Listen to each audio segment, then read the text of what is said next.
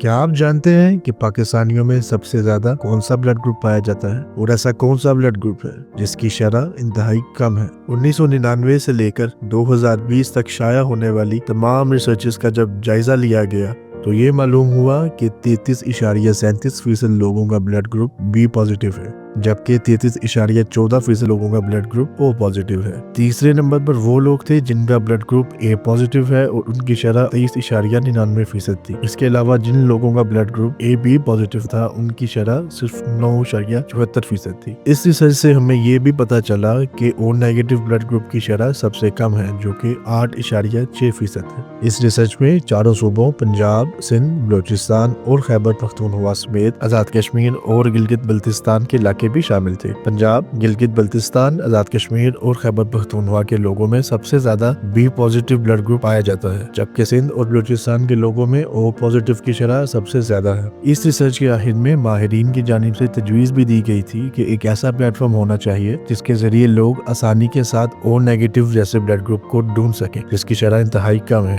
آئے مشورہ کو ایک ایسا پلیٹ فارم بنائیں جس کی مدد سے لوگوں کی جان بچائی جا سکے اور انہیں نیگیٹو بلڈ گروپ تلاش کرنے میں مشکل نہ پیش آئے۔ مزید معلومات کے لیے ہمیں ضرور فالو کریں۔